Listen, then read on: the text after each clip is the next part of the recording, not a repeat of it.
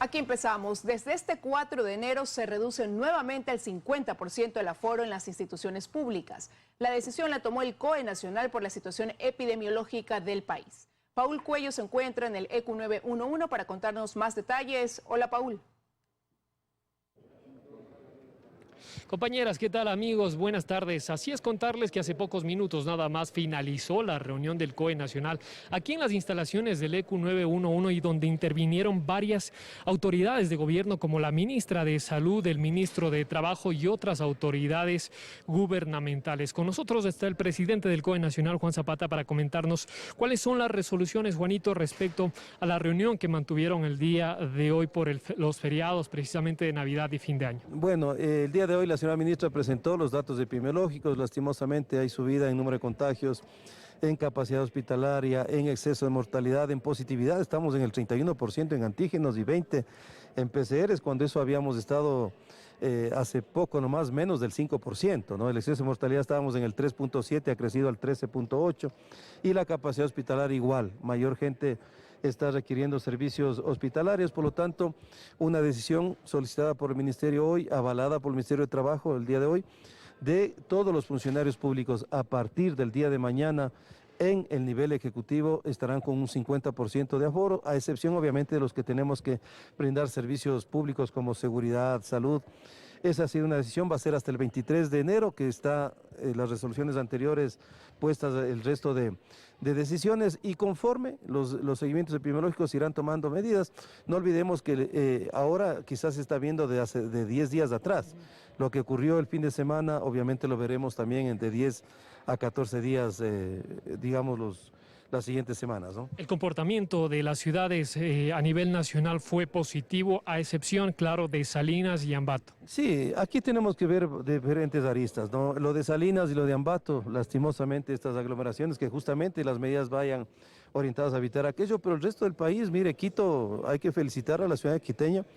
Creo que la madurez con la que tomó el entender que estamos en pandemia y en crisis sanitaria, la ciudad estuvo absolutamente tranquila, no tuvimos esas aglomeraciones que por lo normal se dan en fin de año, y así estuvo el resto del país, no hemos tenido emergencias de alto impacto, así es que agradecerles, porque eso es como debemos actuar, y sobre todo pedir en donde tuvimos estos inconvenientes, pues que no se vuelvan a repetir, ¿no? Se analizan también los partidos de fútbol, del fútbol ecuatoriano, en este caso Ecuador-Brasil. ¿Qué se está analizando? De acuerdo a la situación epidemiológica, el COE tomará una decisión. No tenemos todavía el pedido oficial de aforo sugerido para ese partido, pero cuando venga, pues el COE tendrá que tomar decisiones conforme a la situación del país y sobre todo de la ciudad de Quito. Muchísimas gracias al presidente del COE Nacional.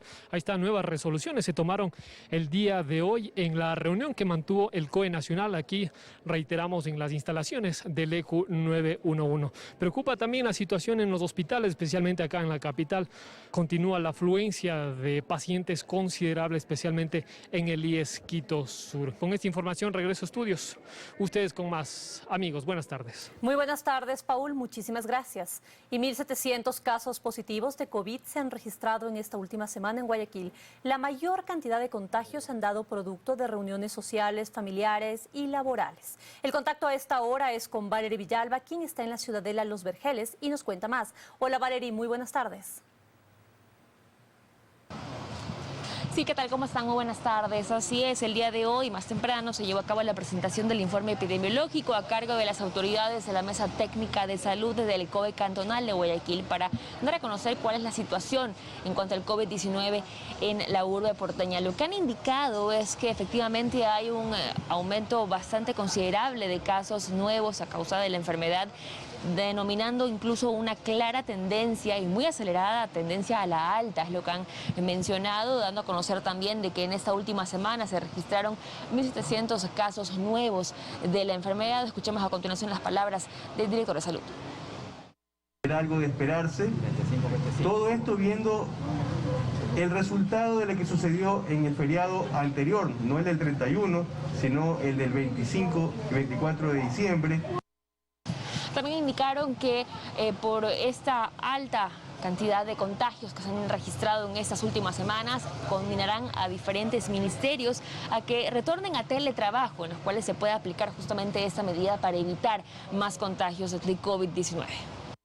En aquellos ámbitos en donde se pueda aplicar, vamos a hacer algunos pedidos al Ministerio de Educación y al Ministerio de Salud en el sentido de ampliar el programa de vacunación. Por otro lado, y finalmente mencionaron que hay que esperar todavía por lo menos unos 15 días más para ver las repercusiones reales en cuanto a lo que ha dejado el COVID-19, sobre todo en este último feriado, el feriado de fin de año, en donde se registraron aglomeraciones y diferentes problemáticas en torno a este irrespeto de las medidas de bioseguridad. Pero que lo más probable es que efectivamente esa tendencia continúe de la misma forma, una tendencia a la alta en el número de contagios, pero teniendo en cuenta que la hospitalización y el número de fallecimientos diarios continúa estable. Es lo que yo puedo comentar a esta hora de la tarde. Ustedes tienen más en estudios. Que tengan buenas tardes. Buenas tardes también para ti, Valerie. Muchísimas gracias. El Ministerio de Salud espera un rebrote de contagios de COVID hasta mediados de enero debido a las aglomeraciones. Además, se reveló que la variante Delta sigue siendo la predominante en el país. Dayana Morroy está en uno de los vacunatorios y a ella le preguntamos cómo están esos lugares a esta hora. Hola, Dayana.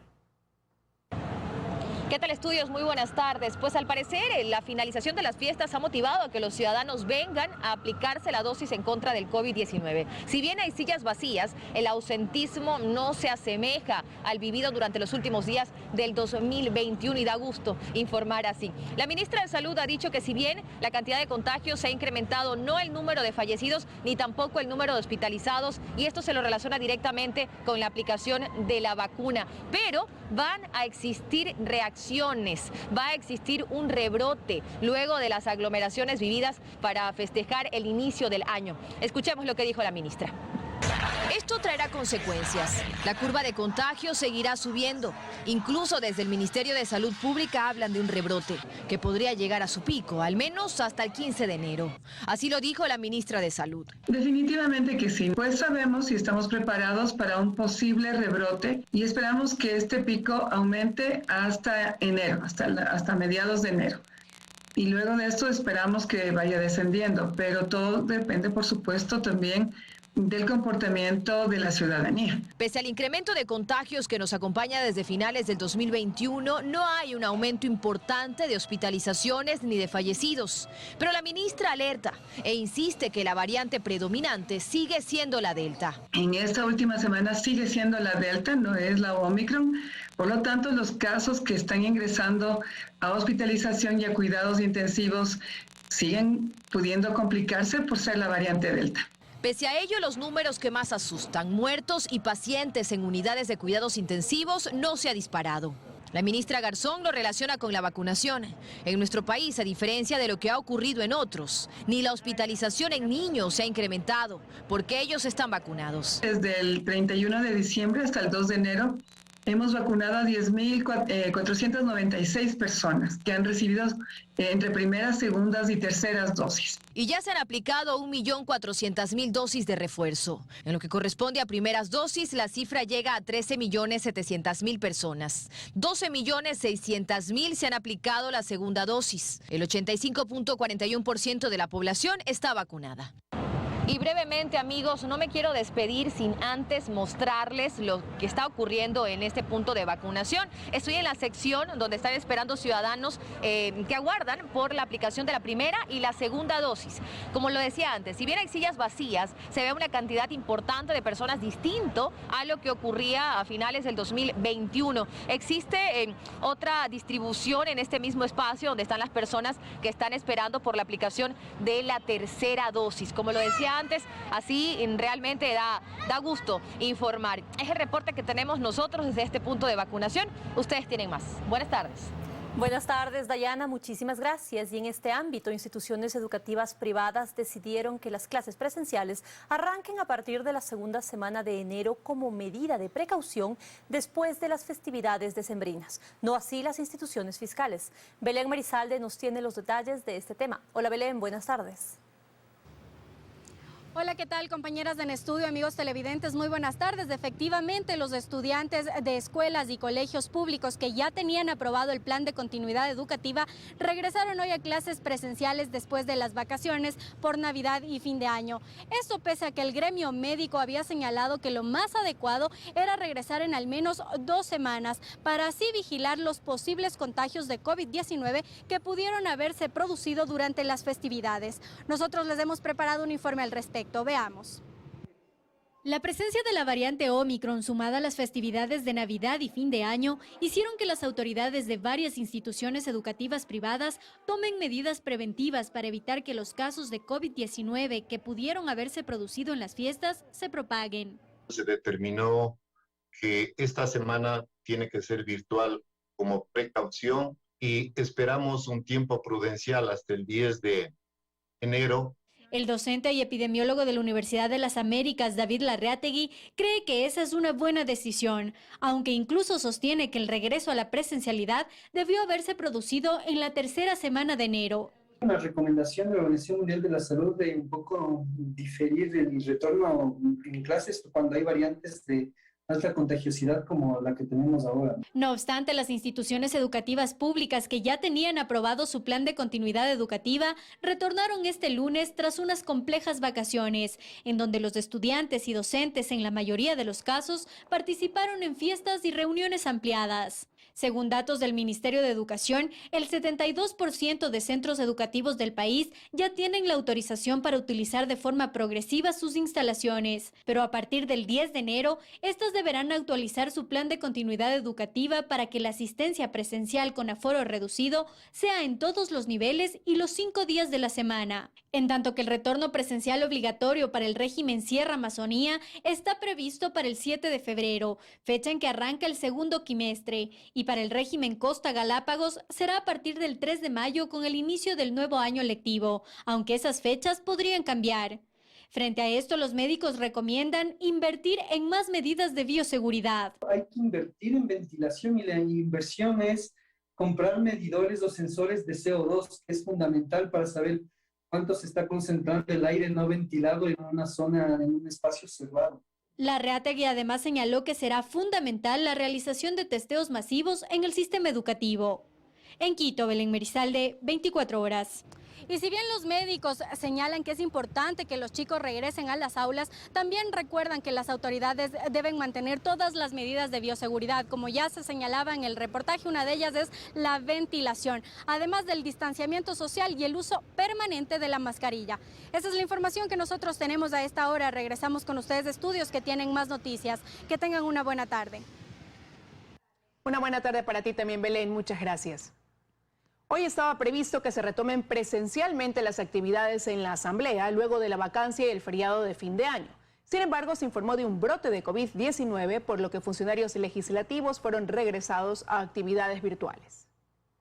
Varios funcionarios legislativos tuvieron que regresar a sus casas, pues en la Asamblea se registran casos de COVID-19. Esta situación se da en medio del regreso de actividades de la Asamblea tras la vacancia legislativa y el feriado de fin de año. Incluso está previsto que para esta semana se realicen 3 sesiones de pleno, 2 de ellas este martes y la otra el jueves. Además, hay convocatorias de las comisiones. Mantener durante estas primeras 2 semanas las sesiones tanto de las comisiones como del pleno de manera virtual. Por lo que consideran se deben tomar otras acciones. Creo que la Administración de la Asamblea Nacional deberá pedir prueba negativa de PCR, así como el carnet completo de vacunación, para poder aminorar la escalada de contagios en la Asamblea Nacional. Pedir, por ejemplo, una PCR podría ser una medida preventiva lógica, especialmente para asambleístas que van a estar en el Pleno. Pero no puede la Asamblea por ningún motivo volver a sesionar por Zoom. Durante la mañana de este lunes, personal administrativo y de salud de la Asamblea mantuvieron reuniones para definir una postura sobre esta situación. Sin embargo, aún no hay un pronunciamiento oficial desde el Legislativo. Mientras tanto, los asambleístas coinciden en que la prioridad es tratar el primer debate de la ley de pandemia. Para buscar alternativas de solución a esta problemática.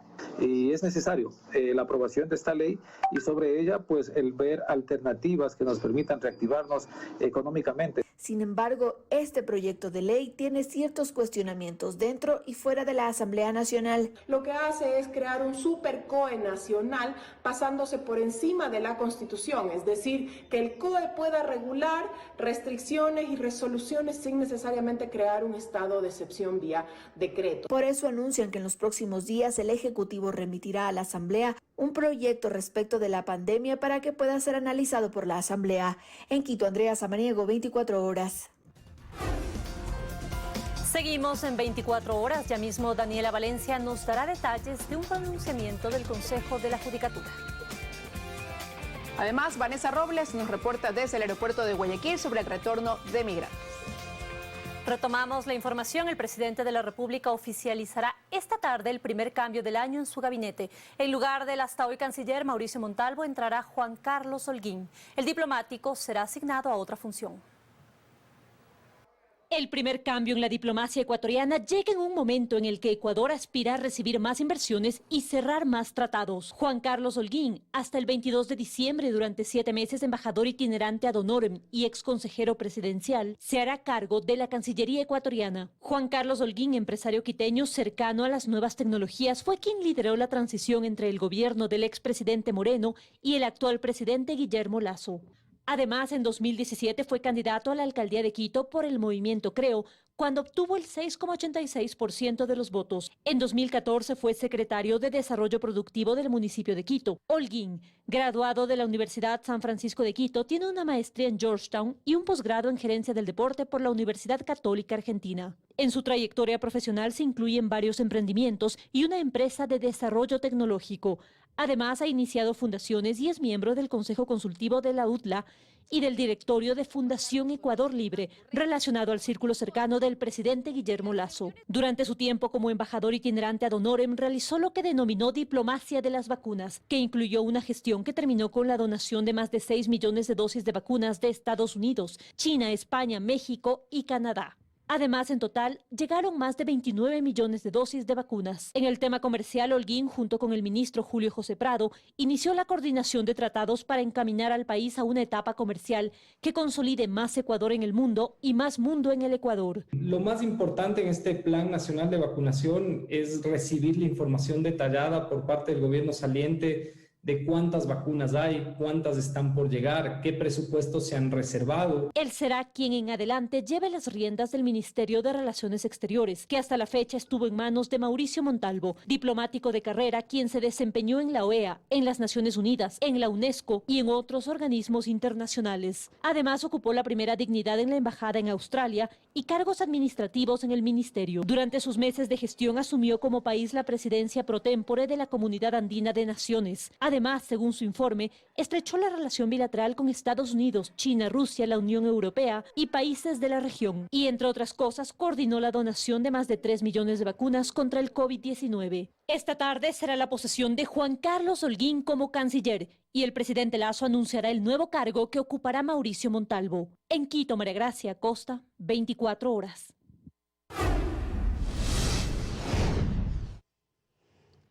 Desde este mes se rigen los cambios para el pago del impuesto a la renta. Todos aquellos que ganan más de $2.000 mensuales y que están bajo relación de dependencia tendrán un mayor descuento en su salario por el pago de este impuesto.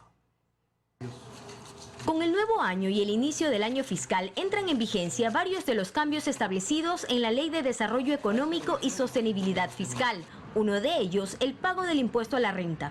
Así, desde este mes, todos aquellos que están bajo relación de dependencia y que ganan más de $2.000 mensuales destinarán más de su sueldo para el pago de este tributo.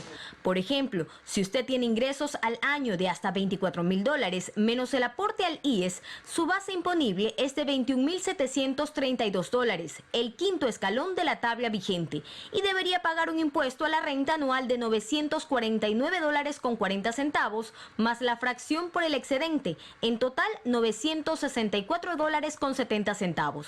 Ese valor puede ser menor al aplicar la reducción por gastos personales, en este caso del 10%, y su impuesto a la renta disminuye de $964 a $464 anuales, que mensualizado representan $38.67. Otro ejemplo, usted tiene ingresos mensuales de $3.000 o $36.000 al año.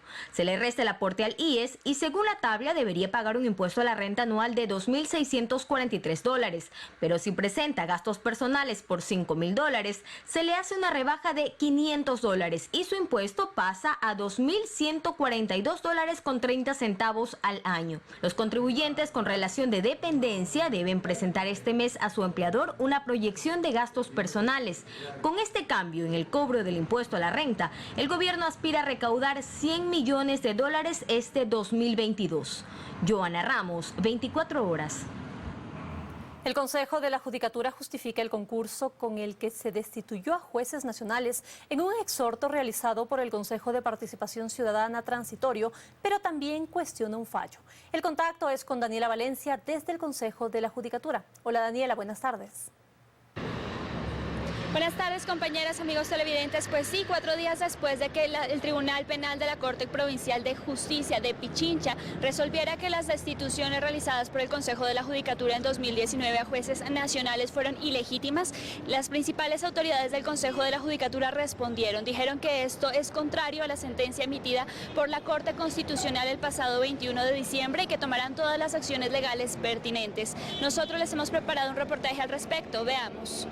Una decisión cuestionable que contradice al máximo órgano de control constitucional del país. Fue como denominaron las autoridades del Consejo de la Judicatura a la sentencia emitida por el Tribunal Penal de la Corte Provincial de Pichincha el pasado 30 de diciembre. Según el pleno de este organismo, la decisión se dio fuera de tiempo y tuvo ciertas irregularidades. Una de las juezas que integraba este tribunal optó estando suspendida su jurisdicción. Y que de ninguna manera nos van a amedrentar para hacer respetar una vez más la institucionalidad de esta función. La resolución del Tribunal Penal de la Corte Provincial de Pichincha declara una vulneración de derechos constitucionales a la seguridad jurídica y al debido proceso por la destitución de 23 jueces y conjueces de la Corte Nacional y dispone una reparación económica a cada uno de los afectados, tomando en cuenta la remuneración percibida al momento de la remoción más los correspondientes beneficios de ley. Sin embargo, días atrás la Corte Constitucional también se pronunció y aunque coincidió en disponer una reparación, según la Judicatura, valida el proceso desarrollado 2 años atrás. Esta no era la evaluación de cada 3 años,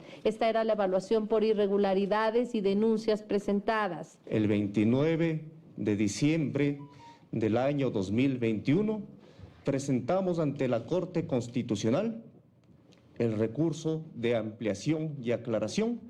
Y recalcan que no se puede olvidar el contexto político e histórico por el que atravesaba el país en ese entonces, pues respondieron a una disposición del Consejo de Participación Ciudadana Transitorio en mención a 885 denuncias por el mal accionar de ciertos magistrados. En Quito, Daniela Valencia, 24 horas. Respecto a este mismo tema, el día de mañana los jueces, juezas y conjueces destituidos en 2019 ofrecerán una rueda de prensa en respuesta a estas sentencias, tanto de la Corte Constitucional como de la Corte Provincial de Pichincha. Esto es lo que les podemos compartir al momento. Regresamos con ustedes a estudios que tienen más noticias. Una excelente tarde. Una excelente tarde para ti también, Daniela. Muchas gracias. Exdirectivos del ISPOL y sus familiares habrían usado el dinero arrancado de las arcas de la Seguridad Social Policial tras las fallidas inversiones del empresario fantasma Jorge Cherres. Más de $114,000 pagaron los estudios de la hija del exdirector de la institución. De un monto parcial de pago de sobornos que supera los $2.6 millones a exdirectivos del ISPOL y sus familiares, la justicia estadounidense ha entregado documentos que muestran la ruta del dinero del Seguro Social de la policía. La Asistencia Penal Internacional de Estados Unidos abre una gran cantidad de frentes cuyo denominador común es Jorge Cherres y las oscuras inversiones en el ISPOL. Un documento inicial daba cuenta de varias transferencias hacia Australia. La beneficiaria, una funcionaria de rango medio en el ISPOL. Las sorpresas apenas aparecían. Que no hayan tenido miramientos ni siquiera para incluir a sus propias hijas en estas trafacías. Resulta que en la formulación de cargos al señor Cherres, el Departamento de Justicia de los Estados Unidos ya mencionaba que se recibieron pagos por $114,000 para la hija del principal directivo del ISPOL. Ahí lo mencionaban con datos generales sin particularizar. Seguido el rastro aparecieron estos documentos. Las transferencias y giros hacia Australia tenían como beneficiaria a la hija del director del ISPOL. Sí, la misma que también era funcionaria de la institución. El 22 de noviembre del 2017, $28,382. El 29 de noviembre del mismo año, $43,248. El 12 de diciembre del 2017, $42,533. Más de $114,000 recibidos en Australia, lugar en el que la beneficiaria pagó su maestría. A la señorita Gabriela Proaño Larco hija de David Iván Proaño Larco. Claro, mañana nos justificarán, dirán que el señor Cherres le estaba patrocinando la educación. Y esto es gratuito. Esto es a cuenta de que una joven profesional que meses atrás había graduado de la Universidad Católica, el señor Cherres le consideró como una junior para su staff. Lo cierto es que Jorge el Mago Cherres, tras recibir por supuestas inversiones más de $900 millones del ISPOL, repartió cheques sin discreción alguna. Entre los beneficiarios están sus padrinos en la ruta de la estafa: el exdirector de riesgos del ISPOL y su familia, John Luzuriaga, y el extitular de la institución, David Proaño y su familia. Y de esta forma, la lista de beneficiarios del dinero de los afiliados de la policía se revela de a poco. En Quito, Fausto Yepes, 24 horas. Hoy concluye la instrucción fiscal en la investigación por asociación ilícita en la que está implicado Sebastián Yunda y 7 personas más. Luego de cumplirse los 120 días en los que se investiga el caso, la Fiscalía tiene la posibilidad de solicitar una audiencia preparatoria de juicio, algo que no ha hecho todavía. Por el momento se espera la extradición desde Argentina de Sebastián, hijo del exalcalde de Quito, Jorge Yunda. Cerca de 200.000 migrantes arribaron entre noviembre y diciembre para pasar las fiestas de Navidad y fin de año con sus familiares. Durante esta semana se espera presencia masiva de los pasajeros en los aeropuertos. Vanessa Robles está en el aeropuerto de Guayaquil y nos cuenta más. Vanessa, adelante. ¿Qué tal, compañeros en estudio y amigos televidentes? A esta hora de la tarde, este es el movimiento que se registra en el aeropuerto José Joaquín de Olmedo, al norte de Guayaquil.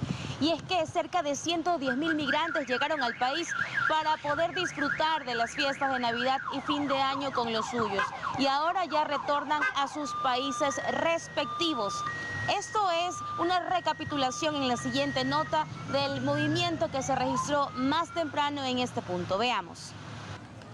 Lágrimas, abrazos y emociones se viven en los aeropuertos del país. Doña Azucena despidió a su hijo dándole la bendición y con la esperanza de volverlo a ver en poco tiempo. Son residentes en el exterior que llegaron en noviembre y diciembre a pasar con los suyos Navidad y fin de año. Ahora regresan a sus destinos donde tienen nueva vida llena de sueños y trabajo. Lo mejor, lo más hermoso que hay aquí es pasar aquí, porque allá la situación es muy difícil, no nos dejan muchas cosas, no podemos hacer.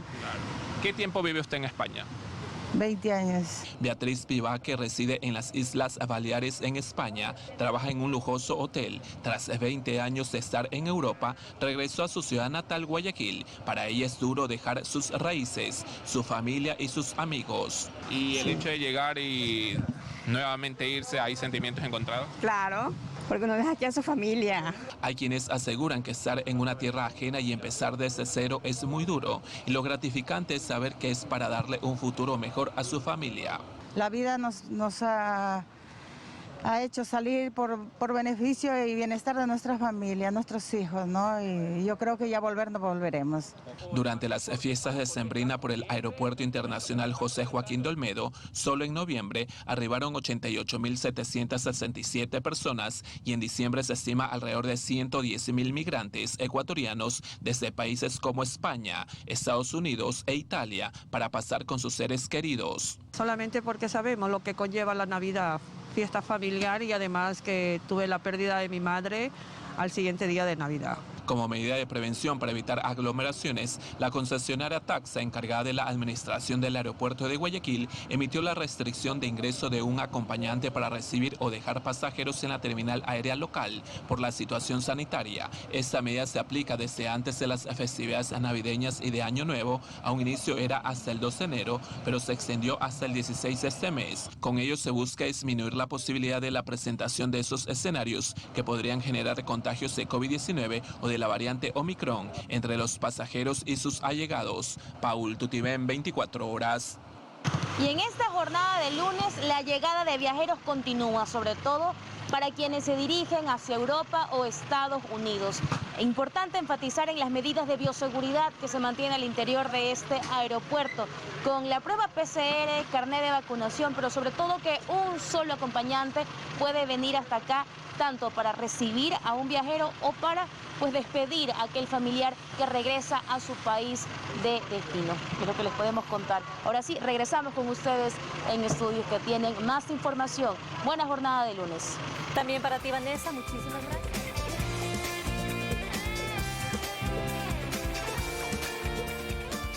Estamos de regreso con más información. Las electrolineras son instalaciones donde los vehículos eléctricos pueden ser recargados. En Quito existen 17 puntos de recarga y la mayoría han sido instalados por empresas privadas, aunque su uso es abierto para cualquier persona y gratuito. Esto es el futuro y, por supuesto, podría ser el presente. En Quito se inauguró la 17ª electrolinera de la ciudad, un punto de carga de energía para vehículos eléctricos. No requiere de mayor infraestructura, y si nos imaginamos cómo será ese futuro, quién sabe si nos toparemos con uno de estos monolitos en cada esquina, para que los autos, motos o bicicletas puedan seguir andando. Como tú puedes ver, es un diseño súper sencillo, es chiquito, la verdad la instalación tampoco es realmente complicada. Yo creo que tiene que ser una iniciativa que todos podamos tener, me invento, en urbanizaciones, en barrios, en empresas privadas, para que esto se pueda masificar. Esta iniciativa en particular proviene del grupo Entregas FedEx. Esta empresa tomó la decisión de cambiar de matriz hace 5 años. Instalaron paneles solares y el 100% de la energía que usan es renovable y limpia. El siguiente paso fue la instalación de esta electrolinera. Y bueno, para el 2025 también queremos ya tener el 100% de nuestra flota, tanto en vehículos de carga liviana, camiones, camionetas y motocicletas, que sean totalmente eléctricos. Hacer ese cambio implica que su flota de vehículos dejará de contaminar el aire de las ciudades en las que circulan y además ofrecerán este servicio a la comunidad. Y efectivamente la electrolinera es totalmente gratis. Cualquier usuario del Ecuador puede venir acá a las instalaciones del Grupo Entrega FedEx a cargar su carro, su motocicleta. Esta es la electrolinera número 17 acá en Quito y próximamente estaremos iniciando otras electrolineras en las otras matrices del país. La inversión para este cambio ha sido importante. No es barato, todavía la tecnología no es barata, pero sabemos que esto va a dar frutos no únicamente para nosotros, sino también para todo el medio ambiente y la comunidad. Esta iniciativa del sector privado no tiene fines de lucro, pero a pesar de eso sí se ha encontrado con obstáculos o vacíos relacionados a los permisos de funcionamiento. Hoy todavía no existe un documento legal normado en donde estipule quién va a normar las electrolineras en su proceso. La norma tiene contradicciones. Por ejemplo, está claro cómo debe funcionar una electrolinera que recibe el suministro de energía del Estado y cuyo fin es lucrar con ella. Pero en el caso de una estación que recibe el suministro de manera independiente y que no busca hacer negocio, no está determinado quién debe emitir los permisos de funcionamiento.